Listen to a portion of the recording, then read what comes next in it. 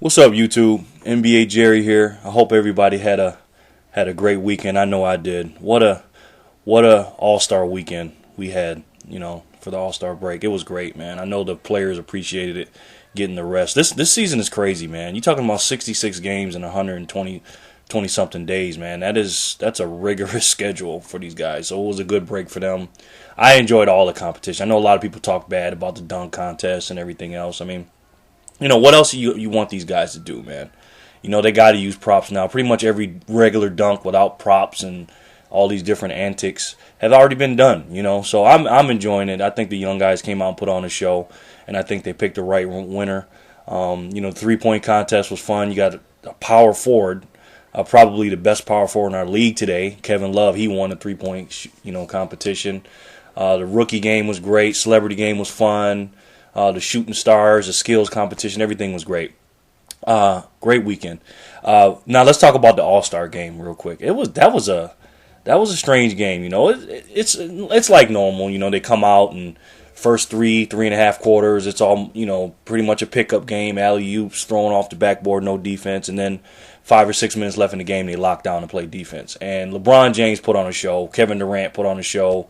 Dwayne Wade had a triple-double. Kobe Bryant surpassed Michael Jordan. Congratulations to him, becoming an all-time leading scorer in All-Star game history. But what I want to talk about is LeBron James for a minute. I came to an epiphany. I came to a realization. As you guys know, I've been real critical of LeBron, ever since he made the decision. All you guys know, he used to be my favorite player. I used to love me some LeBron, man. No homo, as a basketball player. I used to love me some LeBron. And then once he, quit in Game 5 and did all the antics in the summer of 2010, I just couldn't support him no more.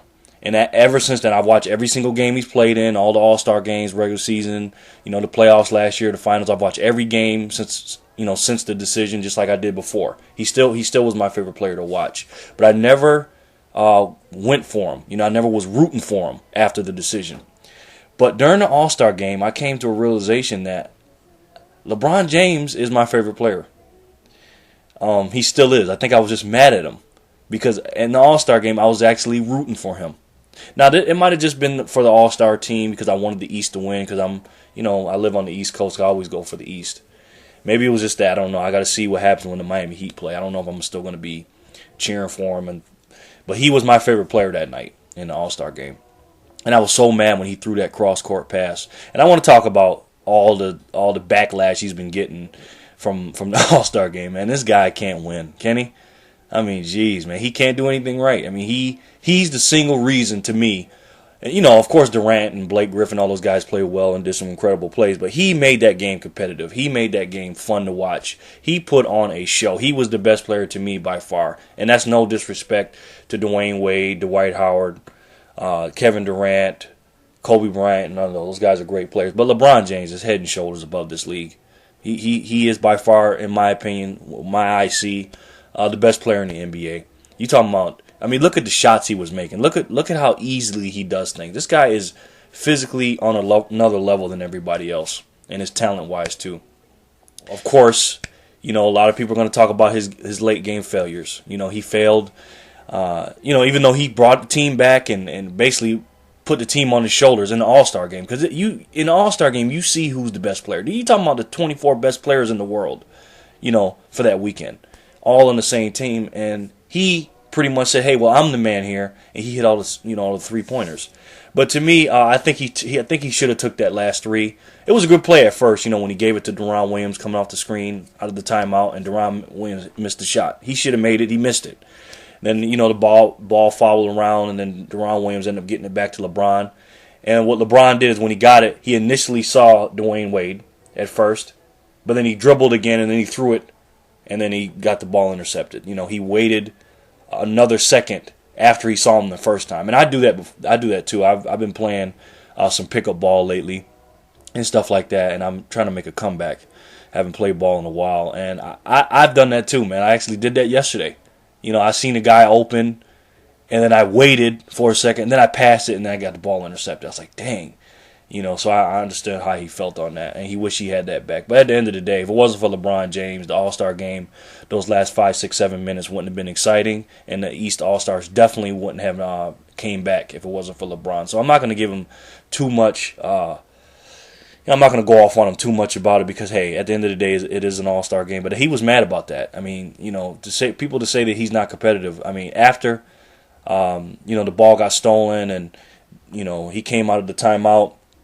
And, he inbounded it to Dwayne Wade, and Dwayne Wade missed a shot because he had no time left, and everybody knew, he had to shoot. He couldn't pump fake it, and Durant tried to block it or whatever. He had no chance of making it.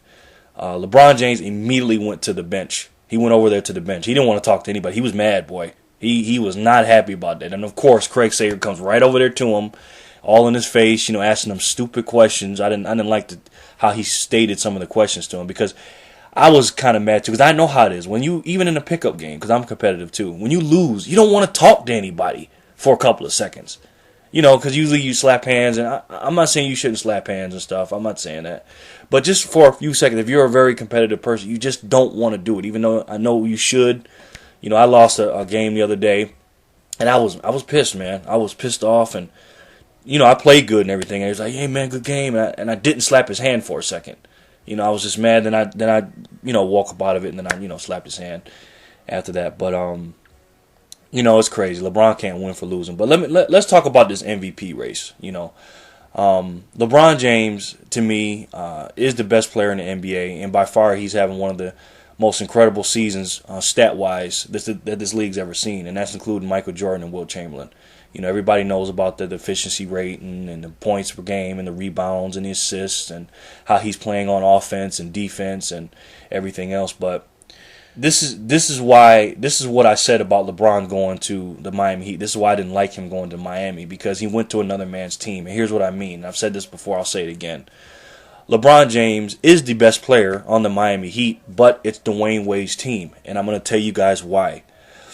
LeBron is head and shoulders above Dwayne Wade. Dwayne Wade, and that's not a disrespect or a knock to Dwayne Wade. Dwayne Wade is one of the greatest players in this league and one of the greatest players in this league ever at the shooting guard position. But Dwayne Wade has put in a lot of work, 7 years of work, a good body of work, to the city, to the franchise, the organization, for those fans. You cannot take that away from him just because a player comes in that's better than him.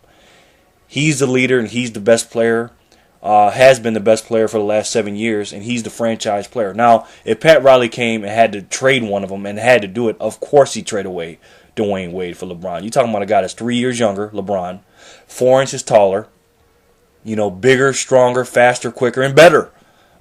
LeBron is. But it's still Dwayne Wade's team for the reasons I mentioned before. So it's going to be hard for LeBron to get an MVP because of the simple fact that he's on another man's team. Now, do I think he's going to win it? Depends how the second half goes. But if the voting started today, I think he probably would get it because a lot of people are over what he did with the decision. And and that's another reason I think why he's back in my good graces, because I'm not going to, everybody makes mistakes, including me, including everybody. And I'm not going to hold you to that one mistake you made, And the reason why I was holding him to it is because he wouldn't admit it and he wouldn't apologize to it. He was so standoffish because of the media.